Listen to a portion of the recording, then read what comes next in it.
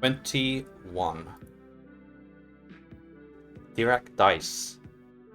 Dirac. He's the one that coined the Dirac delta function.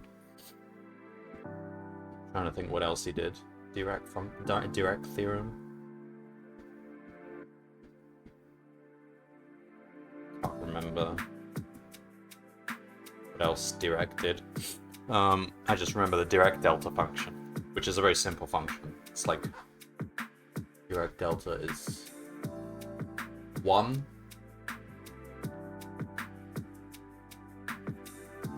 for x equals 0, the Dirac delta function is 1, and for x anything else, the function returns 0.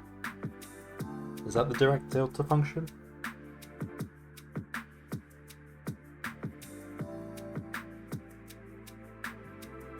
I think so. It's a very simple function, but it's used a lot in calculus. Something like that, anyway. Alright, Dirac dice. There's not much to do as you slowly descend to the bottom of the ocean. The submarine computer challenges you to a nice game of Dirac dice. This game consists of a single die. Wikipedia on dice. 2 pawns. Got chess pawns.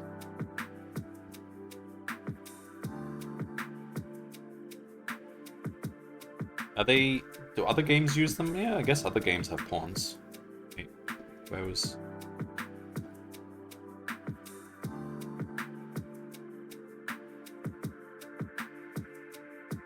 I think any piece which is sort of looks like a man with a head is just referred to as a pawn.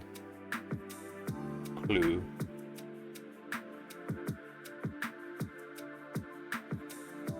Right. And a game board with a circular track containing 10 spaces marked 1 through 10 clockwise. Okay. Each player's starting space is chosen randomly. That is the input. Okay. Player 1 starting on 7, player 2 starting on 1.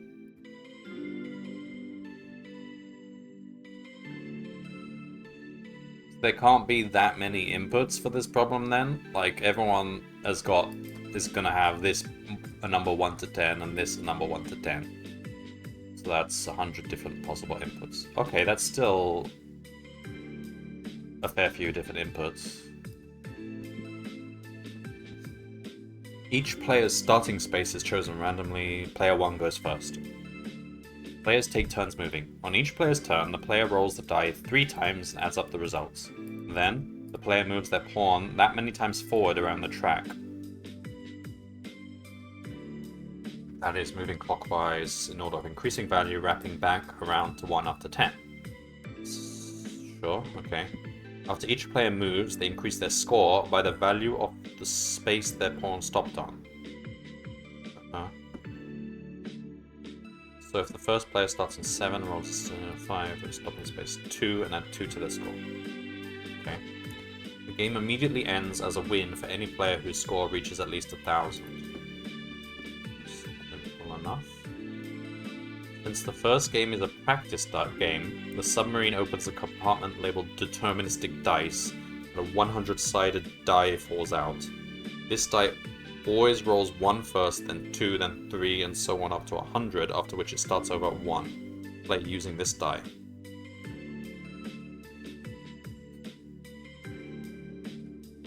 Okay.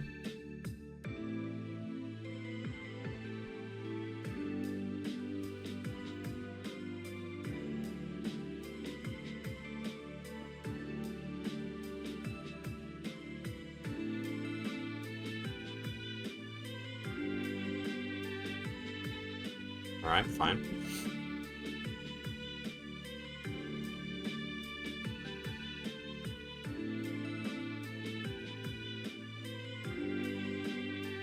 Play a practice game using a deterministic 100-sided die. The moment either player wins, what do you get if you multiply the score of the losing player by the number of times the die was rolled during the game?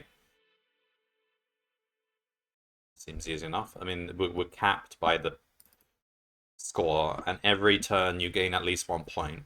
So, like, this is almost 1,000 turns. I guess we'll pause the input, even though it's just that.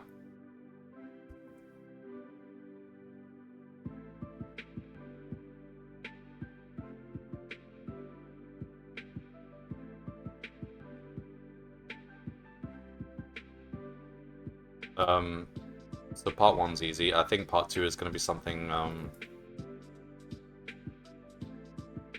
bit harder, maybe. Like, do it 1,000,000,000,000 times.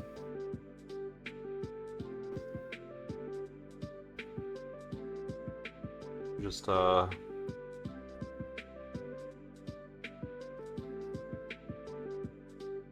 just whatever the final number is. It could be 10. So we can't just assume it's 1 digit. We have to, oops. So let me clean up 20. So we did that. Get rid of that. That's it.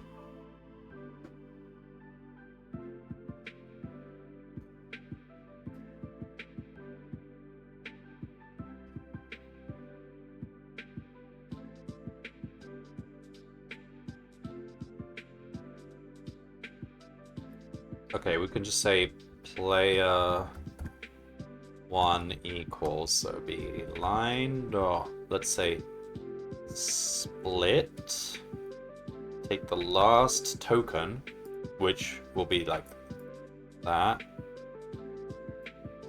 and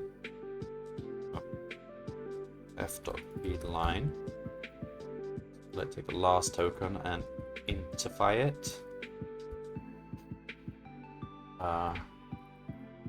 Do that again. So that's where player 1 and player 2 are.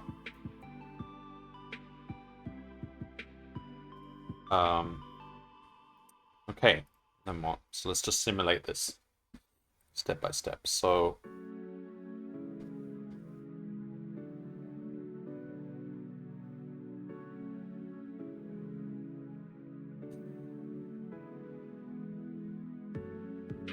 okay, so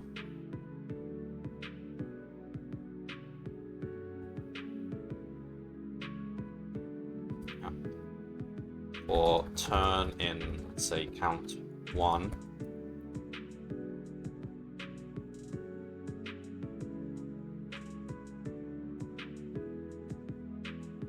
I think we want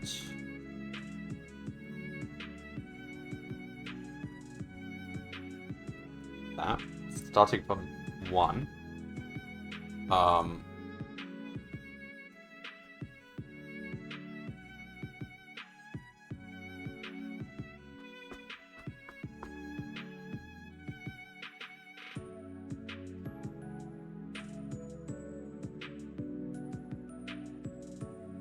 mean, we could just say positions equals none, none.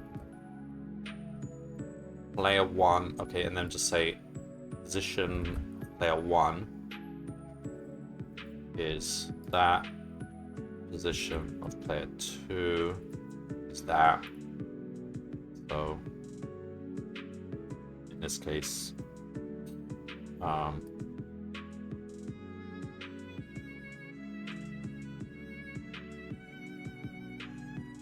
index equals turn, oops, listen, 2,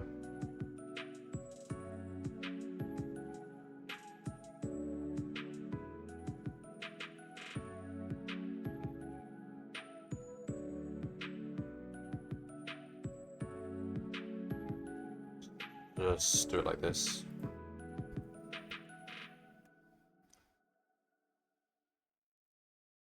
No. What am I doing?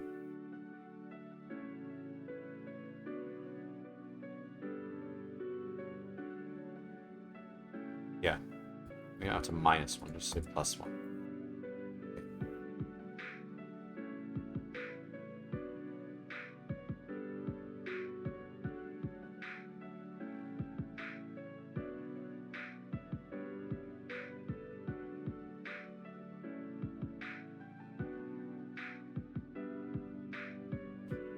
Okay, so on turn on this whatever turn it is, so turn will start from 1, in which case it'll be player 1's turn. Is that right? Yeah, player 1 goes first. Roll a 100-sided die.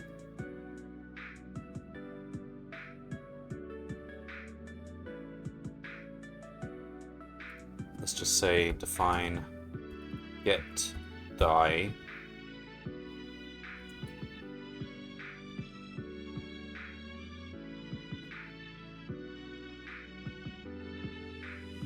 So we can just say or so while true for I in range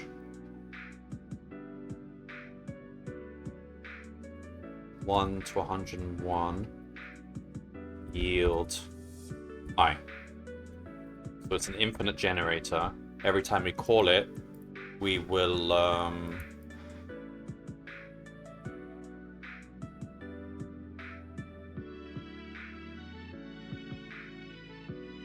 get an I value starting from 1, finishing on 100, and wrapping around.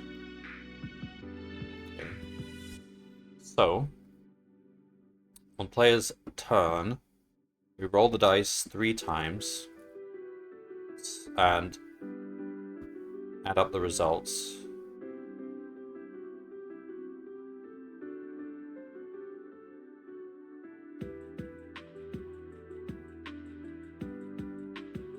So movement equals get die plus get die plus get die.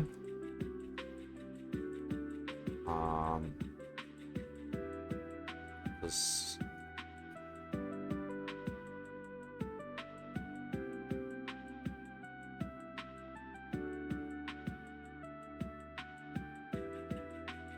oh wait, no, this is not how you use a generator.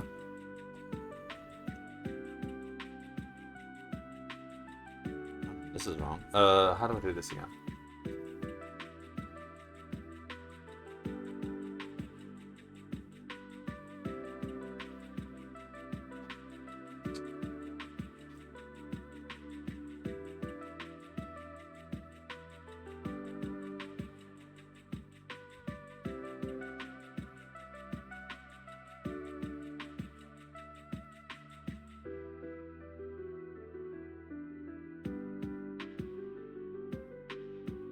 Got next.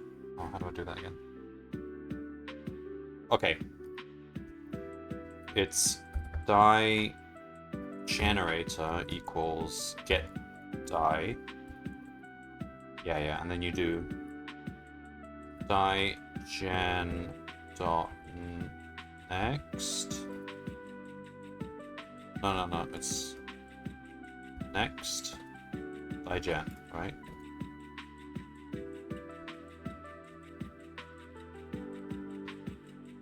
That. Yeah.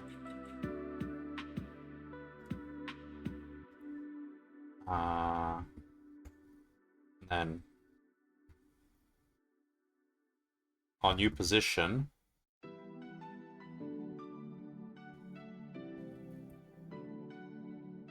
equals, so we take, let's say, Mars index, let's say -1, so that we're in the range 0 to 9, plus movement, right? And let me make sure I'm getting this correct. So we move forward. Yeah, okay. So we add the movement, and then that whole thing needs to do modulo 10, so anything above 9 wraps around. And then finally we add 1 to get back in the range 1 to 10. That will be where our new position is. And the score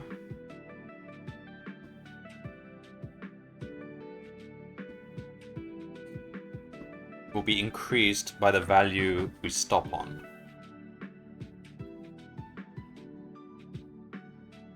Okay. So start with 0, 0. Score.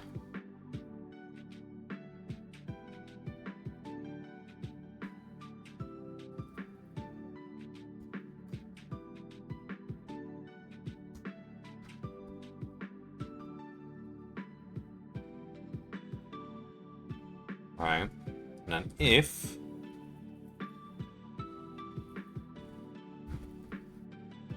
what's wrong with this now?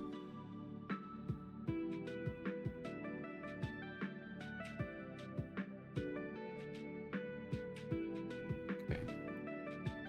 If the score is now greater or equal to, was it 1,000?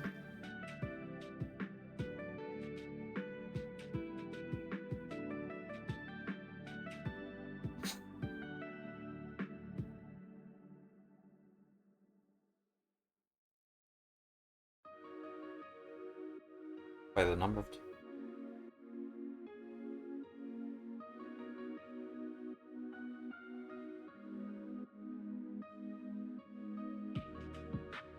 Okay, we're gonna have to have a roll count here.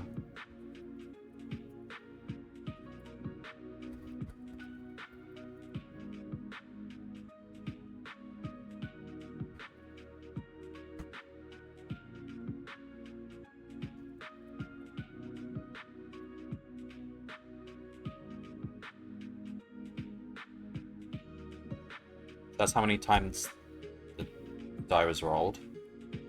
So, winner equals index, I guess, and then break out of this loop. So at this point, we know who the winner is, or even the loser. Oh, well, the loser is the one minus the winner. So we want the score of the loser.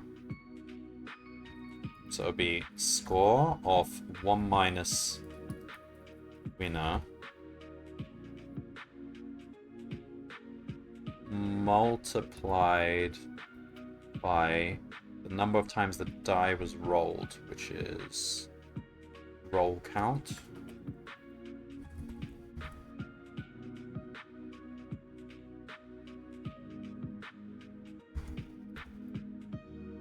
Okay.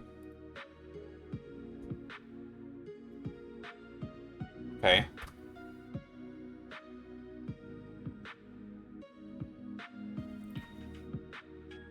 Correct. Oh boy, here we go. Alright. Now that you're warmed up, it's time to play the real game.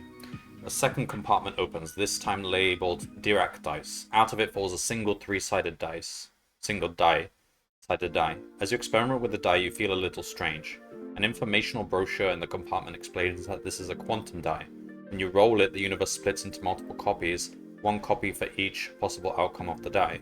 In this case, rolling the die always splits the universe into 3 copies, one where the outcome of the roll was 1, one where it was 2, and one where it was 3. The game is played the same as before, although to prevent things from getting too far out of hand, the game now ends when either player's score reaches at least 21. Using the same starting positions as in the example above, player 1 wins in that many universes, while player 2 merely wins in that many universes. Okay. Using your given starting positions, determine every possible outcome. Find the player that wins in more universes. In how many universes does that player win? Oh god. So...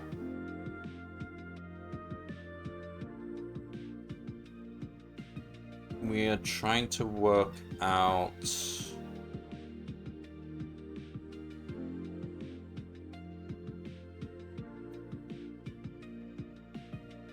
essentially the probability of player 1 winning.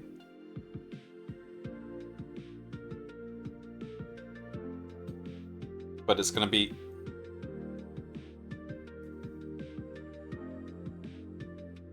okay.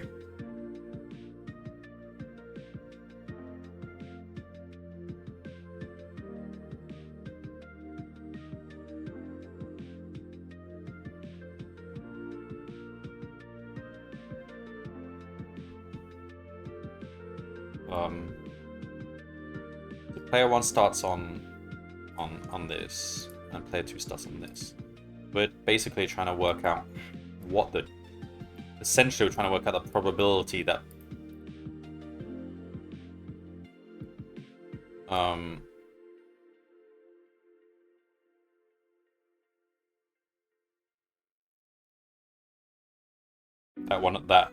that a player wins, and if it's player 1 that has a higher probability, how many more cases does he win than player 2? Okay, and the die can be 1, 2, or 3.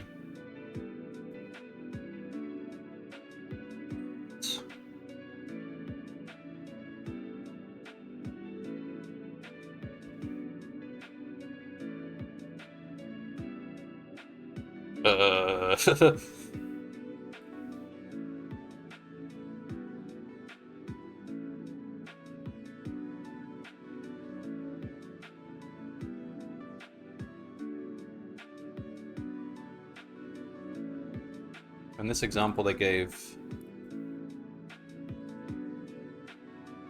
just rolling a d3 creating billions of universes. That's basically the problem, yeah.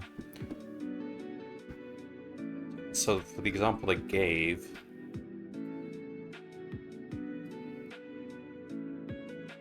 well, they started on those positions, okay.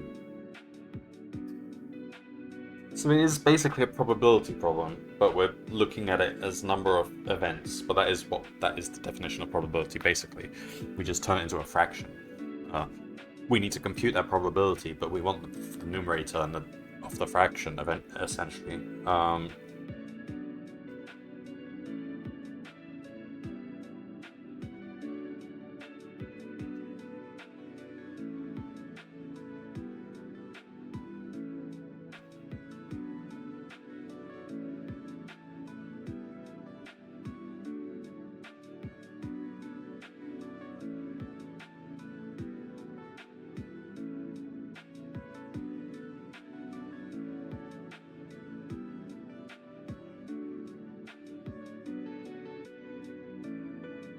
So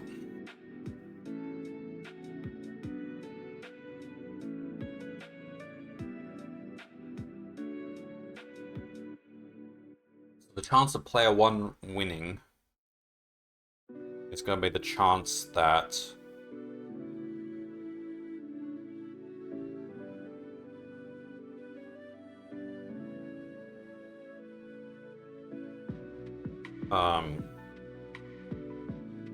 gets to 21.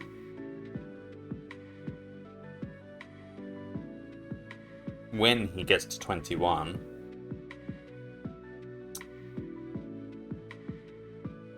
like, they can keep playing after player 2's won, but when he gets to 21 or higher, the first time he surpasses 21, player 2's score is strictly lower than 21.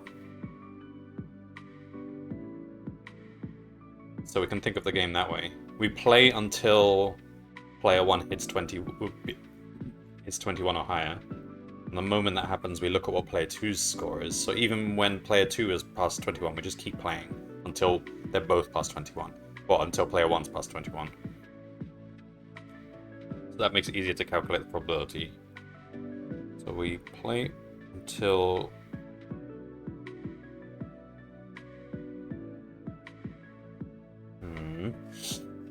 Okay.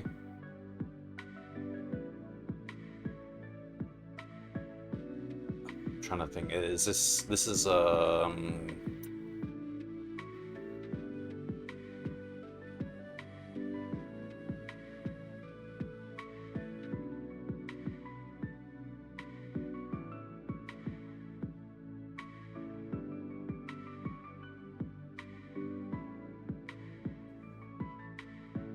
mean, we can find...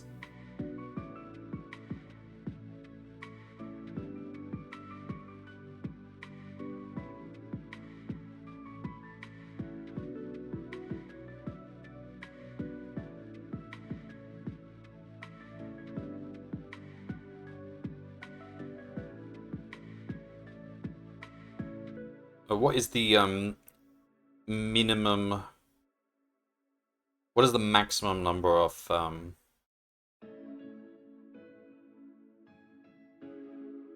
universes? The universes, die rolls basically. Every time we roll a die, they have to move at least one space. But wait, if he's starting on 7, then and he moves one space, then we get 8 points immediately. This is confusing.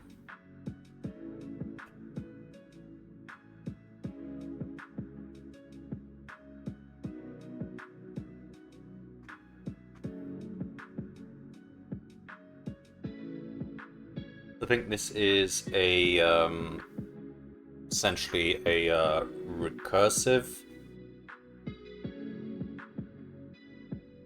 problem. So if we know that player 1 has X points and player 1 has Y points, from that state, we want to work out how many universes player 1 will win in, and how many universes player 2 will win in. That gives us all the information we need to calculate everything. So if we're able to make a function like that,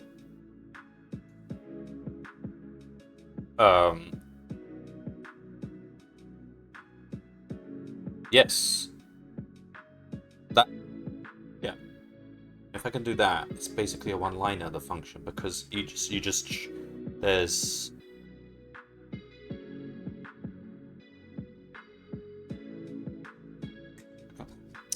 hard to explain because recursive functions are always hard to explain. Let me try and write something down here.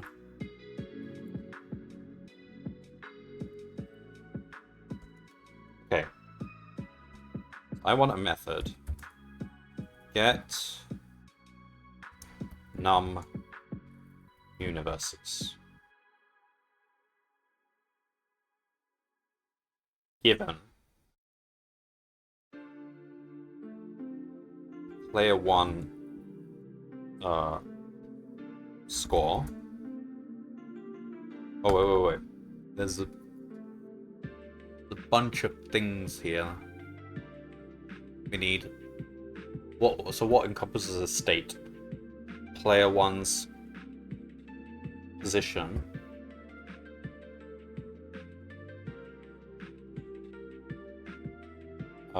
player 1's score, player 2's position, player 2's score, and one more variable, whose turn it is. Is that everything? To describe a state? Yeah, roll count doesn't apply, it doesn't matter here. Alright, so given player 1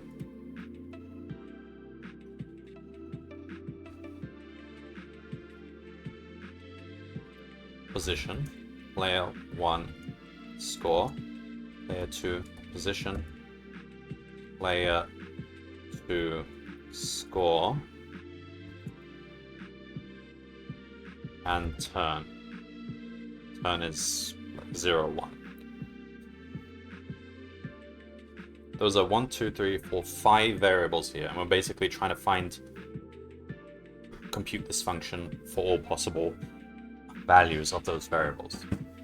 But player 1 pos could be 1 to 10. Player 1 score could be like 0 to 21, I guess. Player 2 pos 1 to 10. Player 2 score 0 to 21. Turn can be 0 or 1. So it's basically 10 times 10 times 20 times 20 times 2. And we can compute that. If we can compute this for every single possible state, then all we want for the final answer is like literally the starting values, right? It'll be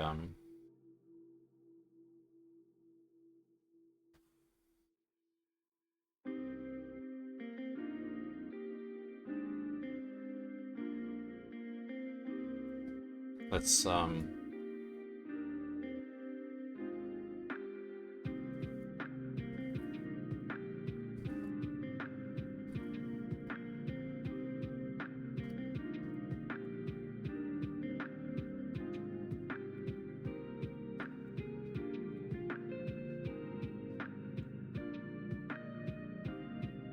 So we've got the starting values here. So this is what we want. We want. So player 1 pause. Player 1 score is 0. Player 2 starting point. So player 2 scores 0, and the turn will be, let's say, 0. That's for player 1. That's the answer to the question. Well, if we say this function actually returns 2 values, the number of universes for player 1 to win and the number of universes for player 2 to win, then that will give us the 2 values, and then we get the answer from that. That's the idea. We just have to compute this for all possible values, except we don't actually have to compute it all for possible values. We just need enough to get us to this. Okay. For example, if... Yeah, okay. Okay. That makes things clearer now. So...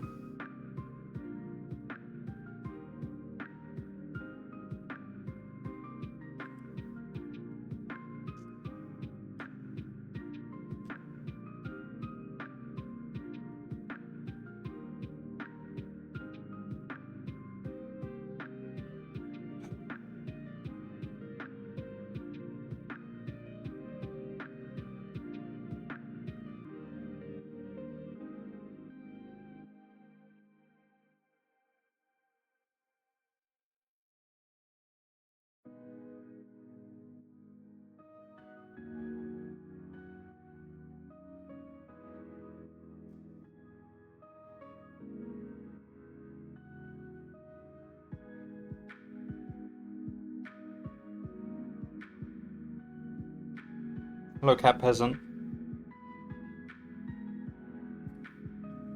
Alright, so the base case is when somebody's score is already greater than 21.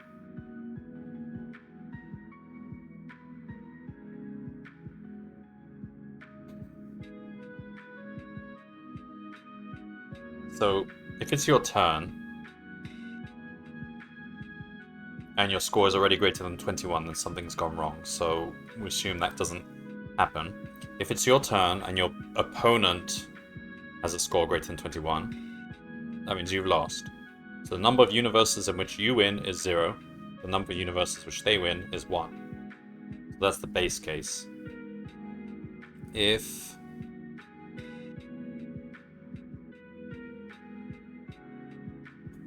It makes more sense to do the indexing that I did before. So it'd be like... So we'll give a pause vector, a score vector,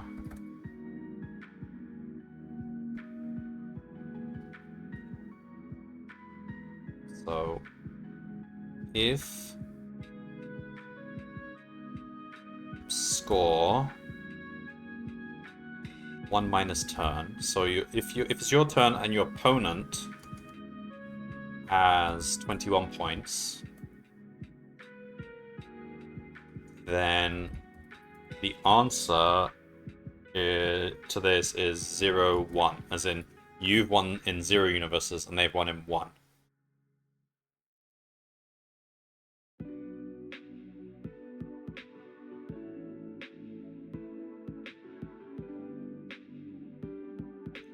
Okay.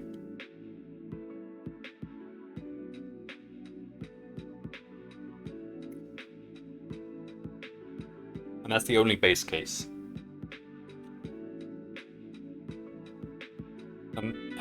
It shouldn't be possible for you to call this function and it's your turn and you have 21 points already.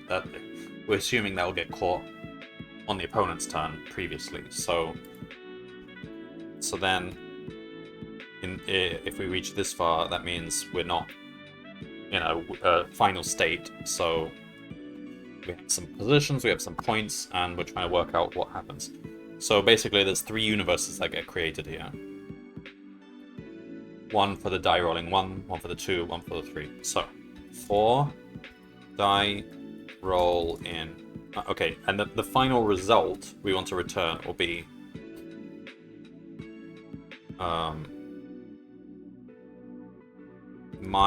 let's say my universes and opponent universes. And we're going to count how many universes we win, how many universes they win. So, for die roll in 1, 2, 3.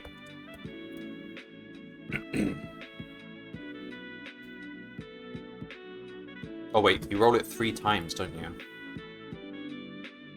So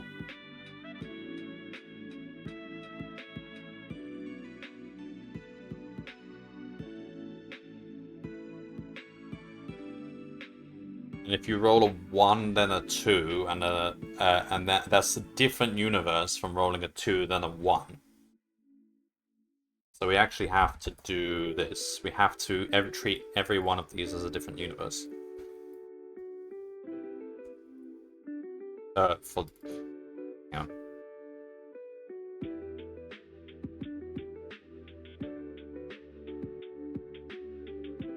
Yeah. But we'll do A, B, C. So there's 9. Is it 3 rolls for part 2? I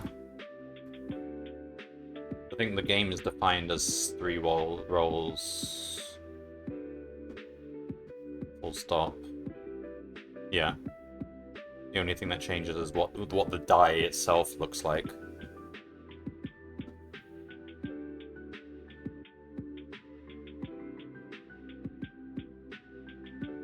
So, yeah. So, basically we've got 3 by 3 by 3, so that's 27 different universes. 27 splits. Well, yeah, 27 universes, and in each of those, we're trying to... Hello, Smab UK. New day, yeah. I just solved 20, which was relatively easy. 21 now, which is a very interesting problem. Dirac dice. I think this should work, but...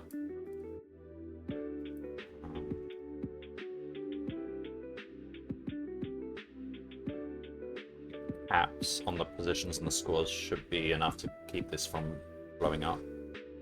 Did you finish 19? Yeah. Yeah, I did. So after that day when I was streaming it, I just kind of ran the program again and then did a quick video recording of myself typing in the answer.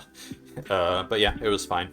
Part 2 was just run part 1 again, but use whatever information I had to calculate that final thing. Yeah, 19 was a slog, definitely.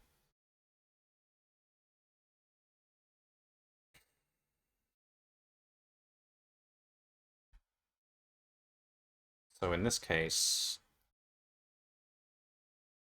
did you want to see my solution? Oh yeah, you can paste it. I'll look at it offline because I guess it wouldn't be relevant to the current problem to look at it now. Yeah, like on stream.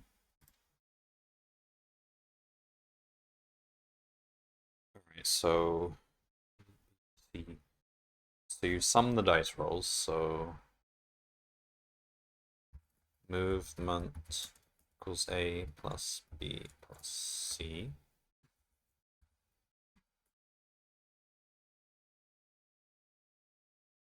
And then we just have to do this again. We have to say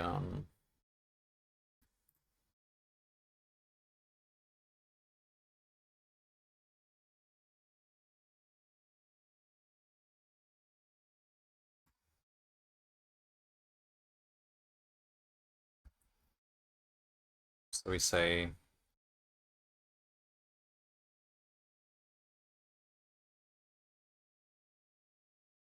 but we have to say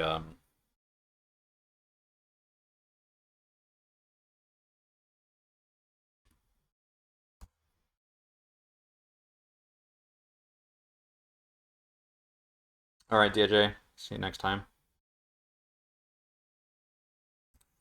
New pause equals just a copy of pause. New score equals a copy of score. And we'll say pause index. Turn. Yeah, okay, turn equals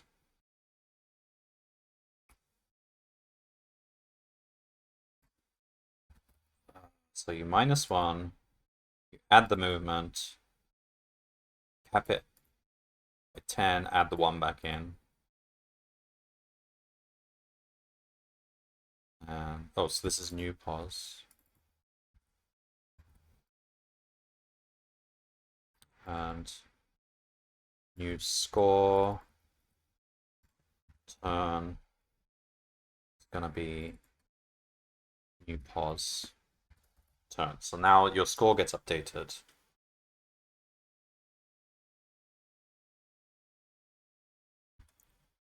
And then say let's say x, y equals, and then this is where we make the recursive call. So we get num universes, new pause, new score, and then we flip the turns. And then my winning universes will be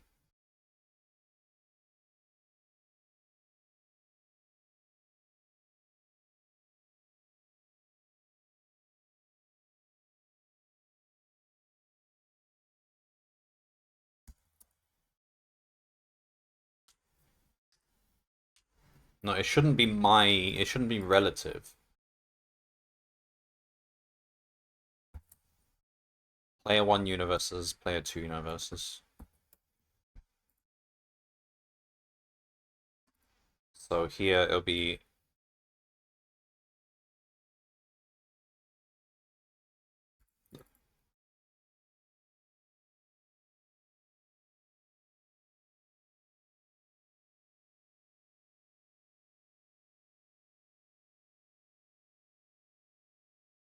uh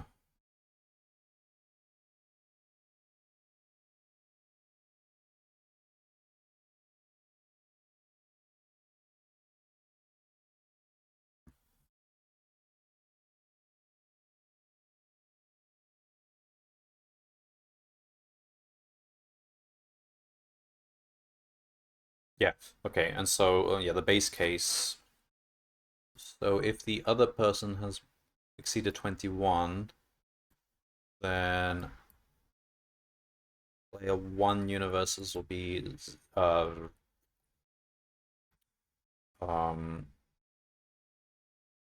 1 if um turn is 1,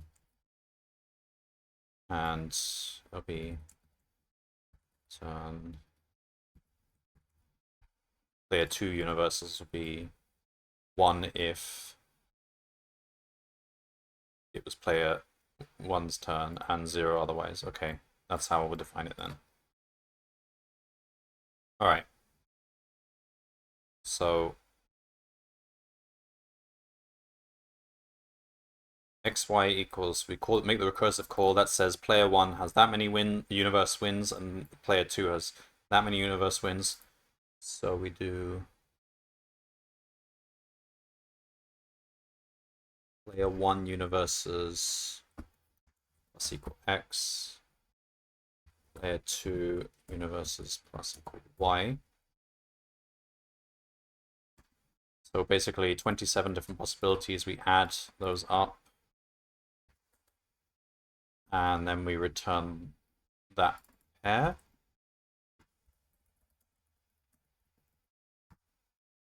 So that is the recursive function. The most important thing is, though, we need to fully cache it so that we don't repeat. And then in that case, we're capped by the number of possibilities, which would be basically, it'll be like 10 times 10 times 22 times 22 times 2.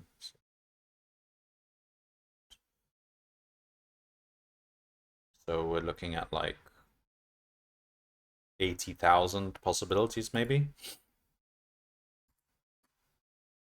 Make sure we cache it, otherwise it'll explode.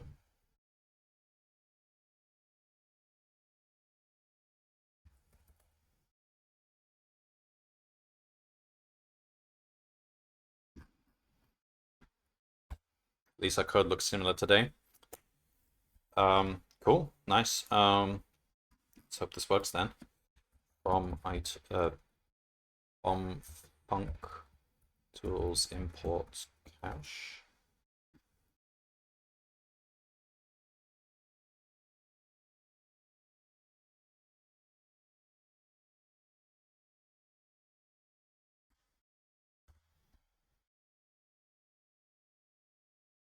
So then the solution,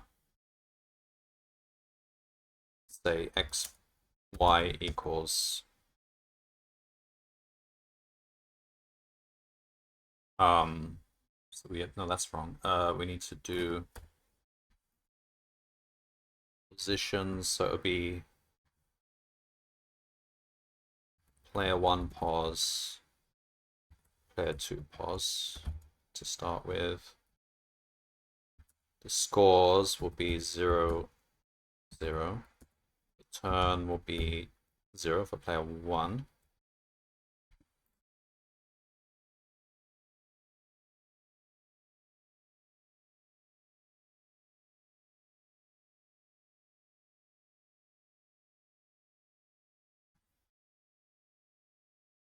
Oh, damn, it needs to be hashable. Oh yeah, okay, we can do that.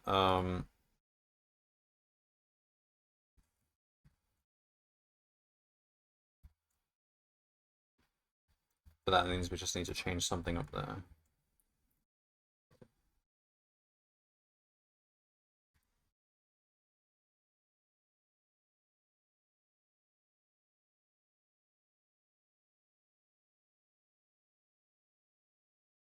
Okay, just do list, pause,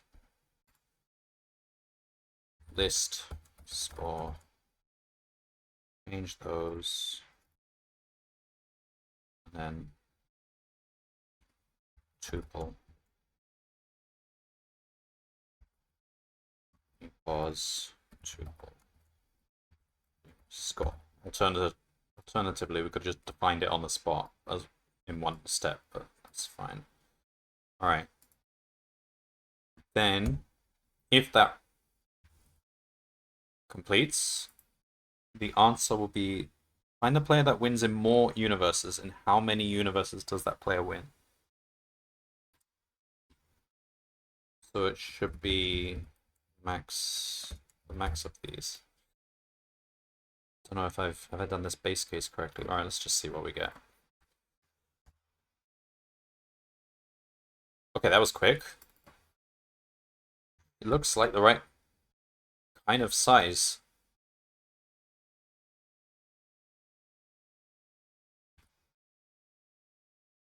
Whew, okay. That was a nice problem. I mean, it wasn't hard to code, but it's definitely the kind of problem that could stump you at first. I mean, it stumped me at first. Uh, Even though I've seen like a million different variations of this. That's recursive problems for you. It always seems like you have to do something crazy, but then it often comes just down to some form of dynamic programming.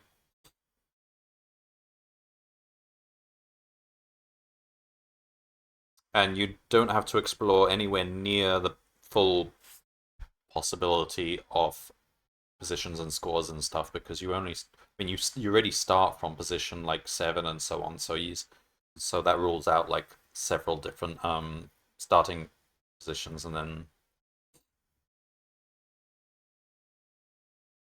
Like, it's probably not even possible for one player to be at 21 when the other player's at like 3 or something, because they're both getting points as you go along, so they can't be that far apart.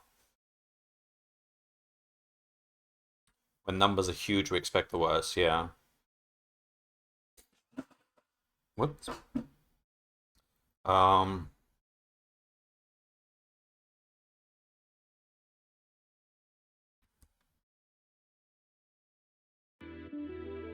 yeah, that was cool.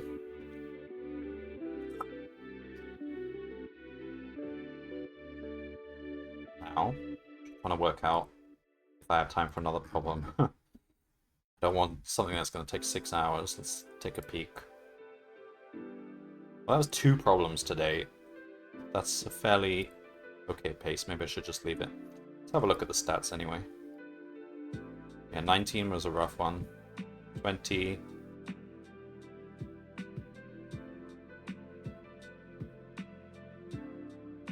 Alright, so that sort of indicates actually more people got stumped on part 2. That makes sense for 21.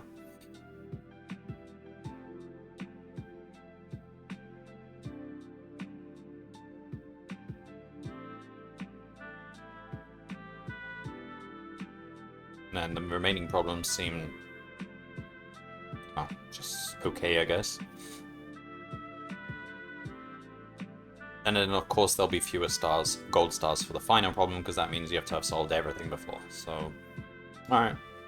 I guess I'll leave it for tomorrow then.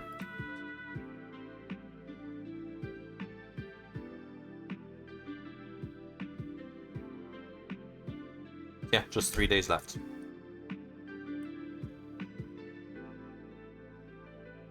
Cool. Where's the private leaderboard as well?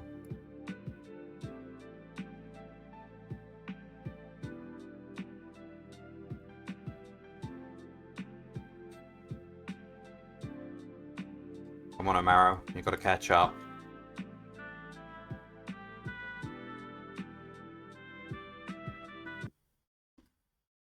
Alright, that's it then. Thanks for watching. Tomorrow, will I do it? Yeah, I think tomorrow I'll be able to. So see you tomorrow then for day 22.